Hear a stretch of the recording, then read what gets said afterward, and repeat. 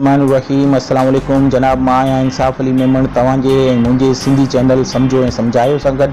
जनाब, अॼु जे टॉपिक ते आउं ॻाल्हाईंदुसि उहो हिकिड़ो कीबोर्ड आहे जेको हर एंड्रॉइड मोबाइल में मौजूदु हूंदो आहे। काफ़ी दोस्त उनखे इस्तेमालु बि कनि पिया, पर उन्हनि जी काफ़ी जेके सेटिंग्स आहिनि, कुझु थीम्स आहिनि, कुझु उनजा जेके फीचर्स आहिनि उन्हनि खे नथा ॼाणनि, नथा सम्झनि। अॼु उन्हनि खे सिखाइण जी इहा कोशिशि कंदुसि ऐं इंशाल्लाह तव्हांखे वॾो फ़ाइदो थींदो। ऐं जेकॾहिं इहो तव्हां सभु कुझु सम्झणु ऐं सिखणु चाहियो था त तव्हां आख़िर ताईं हिन वीडियो खे ॾिसिजो, इंशाल्लाह तव्हांखे वॾो फ़ाइदो थींदो। जनाब, हाणे वीडियो शुरू करण खां पहिरीं मुंहिंजी हमेशह वांगुरु उहा ई रिक्वेस्ट आहे त सम्झो ऐं सम्झायो तव्हांजो मुंहिंजो सिंधी चैनल आहे, इन खे प्लीज़ सब्सक्राइब कयो। सब्सक्राइब करण जे लाइ रेड कलर जे बटन खे क्लिक कंदा त बेल जो आइकॉन ईंदो, उनखे बि क्लिक कयो। ईअं करण सां तव्हांखे हर मुंहिंजी नई अचण वारी नोटिफिकेशन पहुचंदी, वीडियो जी नोटिफिकेशन पहुचंदी, जंहिंखे तव्हां ॾिसी फ़ाइदो वठी सघंदा। हाणे हलूं था वीडियो जी तरफ़। जनाब, हाणे एंड्रॉइड मोबाइल में हिकिड़ो बोर्ड हूंदो आहे जी बोर्ड जे नाले सां, जेको गूगल वारनि ठाहियो आहे। हर एंड्रॉइड में हूंदो आहे। ईअं सम्झो मैन्युफैक्चरिंग जॾहिं मोबाइल जी थींदी आहे त उन सां गॾु जेको कीबोर्ड ॾींदा आहिनि उहो जी बोर्ड हूंदो आहे। हाणे जनाब, जी बोर्ड में जेके सेटिंग्स आहिनि उनखे असीं अॼु रीड कंदासीं, पढ़ंदासीं, उनजो फ़ाइदो ॾिसंदासीं त छा आहे। उन जे लाइ असां सभिनी खां पहिरीं सेटिंग में हलंदासीं।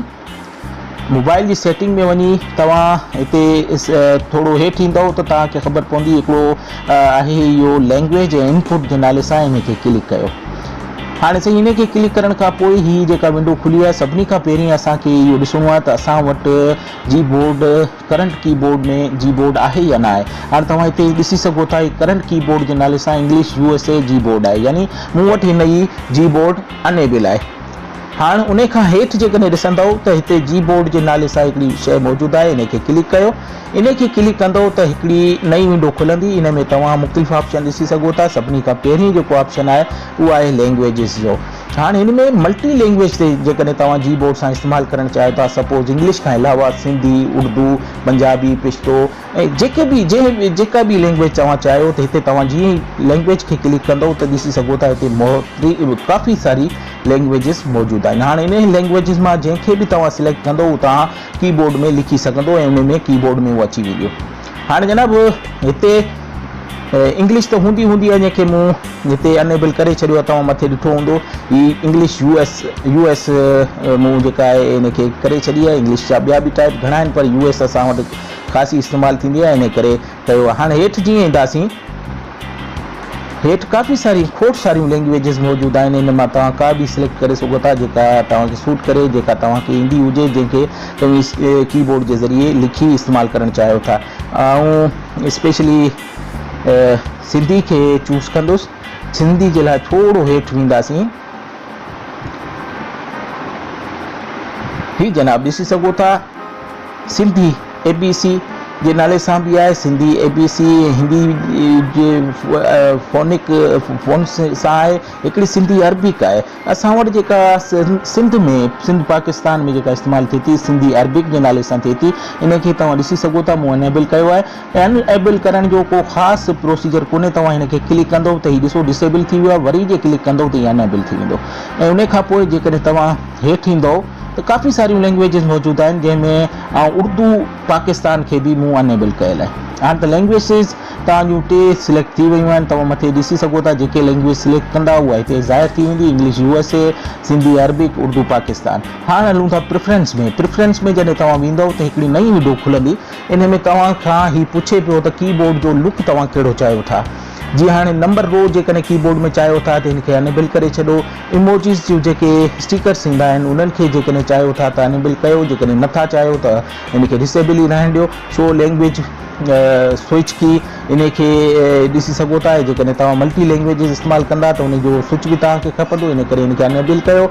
ऐं शो इमोजीस सिंबल की इनखे बि जेकॾहिं करणु चाहियो था, पर आउं इनखे फ़िलहालु ऑफ रहण ॾींदुसि। इन खां पोइ तव्हां हिनजी लेआउट वन हैंडेड मूड ते लिखणु चाहियो था, मूं वन हैंडेड मूड खे ऑफ करे छॾियो आहे। कीबोर्ड हाइट जेकॾहिं तव्हां चेंज करणु चाहियो था, केतिरी हाइट जो हुजे हीउ ॾिसी सघो था। इनखे कीबोर्ड खे मूं मिड शॉट ते लिखियलु आहे। तव्हां कंहिं बि हिनखे कंदव त हीअ स्क्रीन ते हुनजी साइज़ वधी ऐं घटिजी वेंदी। इहे काफ़ी शयूं हिते मौजूदु आहिनि। वॉल्यूम में चाहो था, साउंड चाहियो था, जेकॾहिं की खे तव्हां टच करियो त साउंड अचे त उनखे अनेबल करे सघो था। मूं उनखे फ़िलहाल डिसेबल कयल आहे। पॉप में कीबोर्ड्स आहे, काफ़ी शयूं हिन में मौजूदु आहिनि। जीअं तव्हां इस्तेमालु कंदो त तव्हांखे वधीक सारी ख़बर पवंदी, पर आउं टाइम खे बचाईंदे हिनखे फ़िलहाल हिते ई रहण ॾींदुसि। इन खां पोइ जेकॾहिं तव्हां थीम चाहियो था, कीबोर्ड खे कहिड़ी थीम ॾियणु चाहियो था, त थीम्स खे जीअं क्लिक कंदो त हिकिड़ी विंडो खुली वेंदी। हाणे हिन में तव्हां ॾिसी सघो था मुख़्तलिफ़ शयूं आहिनि। हिन में कलर्स चेंज करणु चाहियो, लैंडस्केप में रखणु चाहियो। हाणे काफ़ी शयूं जेके आहिनि उहो असांखे मिलियल आहिनि, कुझु असांखे डाउनलोड करणियूं पवंदियूं, पर फ़िलहाल असां इहे ॾिसूं था जेके असांखे कलर्स में मिलियल आहिनि। शो ऑल खे क्लिक कंदासीं। शो ऑल खे क्लिक करण खां पोइ तव्हां ॾिसंदो मुख़्तलिफ़ कलर खुली विया आहिनि। हाणे तव्हीं जेको तव्हांजो कीबोर्ड आहे इनखे को बि कलर ॾियणु चाहियो था, सपोज़ कयो तव्हां हिनखे ग्रीन कलर ॾियणु चाहियो था, त इनखे क्लिक कंदो त ग्रीन कलर थी वेंदो ऐं हेठि अप्लाई जो बटण आहे, इनखे क्लिक करे अप्लाई करे सघो था।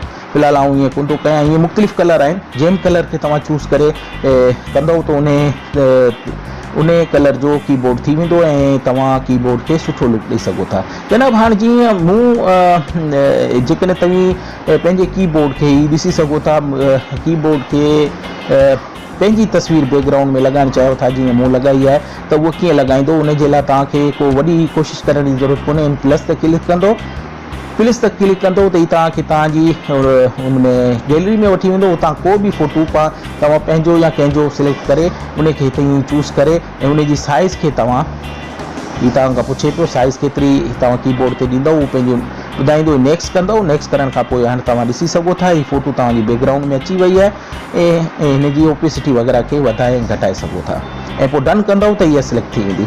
हाणे जनाब ईअं करण सां तव्हां पंहिंजे कीबोर्ड खे तमामु सुठो लुक ॾेई सघो था।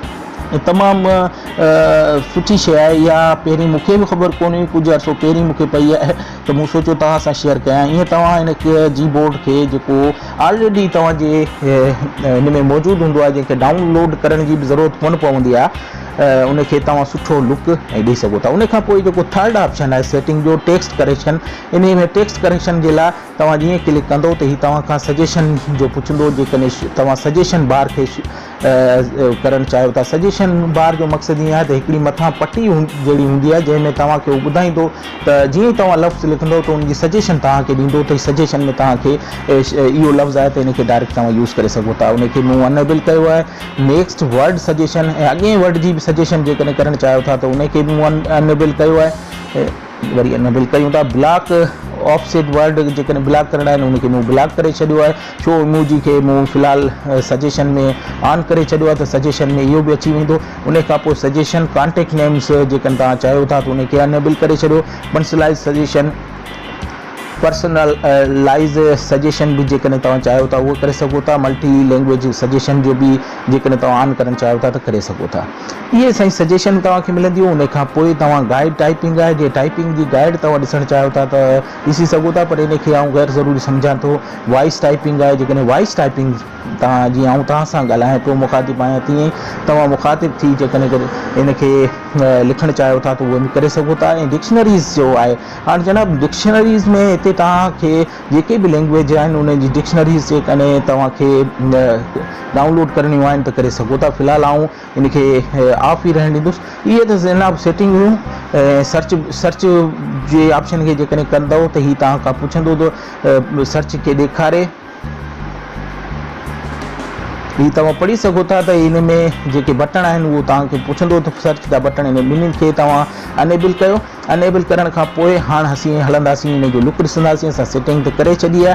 हाणे साईं लुक ॾिसण जे लाइ सभिनी खां पहिरीं असां मैसेज बॉक्स खे खोलियूं था। हाणे जनाब मैसेज बॉक्स खे जीअं खोलींदासीं त तव्हां ॾिसी सघो था तव्हांजो कीबोर्ड खुली वियो आहे। इन पोजीशन में खुलंदो जंहिंमें तव्हांजी बैकग्राउंड जी तस्वीर बि हूंदी। सजेशन बार बि अचे पियो। हाणे हिन में को बि लफ़्ज़ तव्हां लिखंदो त तव्हांखे हीअ सजेशन ॾींदो। जीअं हेठि लिखियो आहे त हेठि सां फार अची सघे थो, फ्राम अची सघे थो। तव्हांखे जेकॾहिं इहो ज़रूरी आहे त हिते ई तव्हां क्लिक कंदो त फ्राम थी वेंदो। ऐं हुनजो अॻियो वर्ड बि तव्हांखे ॿुधाए पियो फ्राम यू करणु चाहियो था, सून करणु चाहियो था, थिंक करणु चाहियो, जीअं जीअं तव्हां लिखंदा वेंदो त जुमिले जो जेको अॻी सजेशन आहे उहो बि तव्हांखे ॾींदो। तमामु सुठी हिकिड़ी शइ जेका आहे हिन कीबोर्ड में आहे, जेका मूंखे लॻी ऐं मूं तव्हां ताईं शेयर कई। इहो त सजेशन जो कमाल हो। हाणे जेकॾहिं तव्हां लैंग्वेज हिन कीबोर्ड जी चेंज करणु चाहियो था त हीउ जेको इंटर वारो बटन हूंदो आहे, हिनखे थोरी देरि होल्ड कंदव त हीअ तव्हांजी लैंग्वेज खुली वेंदी। हींअर फ़िलहालु इंग्लिश आहे, जेकॾहिं तव्हां सिंधी करणु चाहियो था त हिनखे क्लिक कंदो, थोरी देरि में ॾिसंदो त हीअ सिंधी थी वई आहे। ऐं सिंधी बि उर्दू वारी जेका आम असां वटि यूज़ थिए थी, हाणे तव्हां सिंधी बि लिखी सघो था। सिंधी लिखंदो ऐं सिंधी में बि तव्हांखे सजेशन ॾींदो। ठीकु आहे साईं। फ़िलहालु त हीअ इंग्लिश लिखियलु आहे, इन करे हीअ कोन पियो ॾिए, पर तव्हां हाणे जेकॾहिं सिंधी लिखंदो त ॾिसो, सपोज़ फे लिखियो त हीअ फोरम अची वियो, फेबरवरी अची वियो। हाणे हीअ तव्हांखे ॿुधाए पियो कहिड़ो लफ़्ज़ लिखणो। हाणे फेबरवरी फोरम त तव्हां लिखी छॾियो, हाणे हुनजे अॻियां लफ़्ज़ को लिखणु चाहियो था हिननि मां, त उनजी बि सजेशन तव्हांखे ॾींदो। तमामु सुठी हिकड़ी मूंखे लॻी, जेका मूं तव्हां सां शेयर कई। हाणे साईं जी जो जेको बटन आहे, हिनखे क्लिक कंदो त हिकिड़ी नई विंडो खुली वेंदी। हिन में सर्च जा ऑप्शन आहिनि। सर्च तव्हां कुझु करणु चाहियो था, thank you gift, weather, news, search जेकॾहिं करणु चाहियो था। हाणे इन जे लाइ तव्हां वटि नेट हुजणु ज़रूरी आहे। ऐं मज़ो थो कयां, हिन वक़्तु मूं वटि नेट आहे त सही, पर हले कोन पियो, इन करे आउं तव्हांखे सर्च करे नथो ॾेखारे सघां। पर तव्हां हीअ सर्च करे इन सां कंदव ऐं उन जो सर्च जो जेको रिज़ल्ट ईंदो, उन में जेकॾहिं तव्हां क्लिक कंदो त उहो तव्हांजे मैसेज में अची वेंदो। ऐं जेकॾहिं फेसबुक ते तव्हां ॾियणु चाहियो था त उहो बि ॾेई सघो था। का तस्वीर आहे या को कॉन्टेक्ट नंबर आहे, को उनखे तव्हां सिलेक्ट करे ई मोकिले सघो था। तमामु सुठो हिकिड़ो कीबोर्ड आहे, जंहिंजो तव्हां लुक बि ॾिठो ऐं इन जो इस्तेमालु बि ॾिठो। हाणे जनाब मुंहिंजो मक़सदु इहो ई हो त जीअं हिन कीबोर्ड जे बारे में तव्हांखे ॿुधायां ऐं तव्हांखे सम्झायां। जेकॾहिं तव्हांखे हीउ वीडियो सुठो लॻो हुजे त प्लीज़ हिनखे लाइक ऐं शेयर ज़रूरु कयो। मुंहिंजे चैनल खे ज़रूरु सब्सक्राइब कयो, छो त इहो तव्हांजो ऐं मुंहिंजो सिंधी चैनल आहे। हिनखे फ़िलहालु इनकरेज जी तमामु घणी ज़रूरत आहे। पहिरीं घटि आहिनि, त आउं तव्हांखे हिकिड़ी मोदबाना रिक्वेस्ट कयां थो त तव्हां मुंहिंजे चैनल सम्झो ऐं सम्झायो खे सब्सक्राइब कयो। सब्सक्राइब करण जे लाइ रेड कलर जे बटन खे क्लिक कयो। क्लिक करण सां बेल जो आइकॉन ईंदो, उनखे बि क्लिक कयो। ईअं करण सां मुंहिंजी हर नई अचण वारी वीडियो जी नोटिफिकेशन तव्हां ताईं पहुचंदी। मुंहिंजे वीडियो जे कुंड ते बि सब्सक्राइब जो रेड कलर जो बटन आहे, उनखे क्लिक करे बि मुंहिंजे चैनल खे तव्हां सब्सक्राइब करे सघो था। ईअं करण सां तव्हांखे तमामु सुठियूं शयूं इंशाल्लाह ऐं हर डेली वेजिस ते जेका आणियां थो, तंहिंमां तव्हां फ़ाइदो पिराए सघंदो।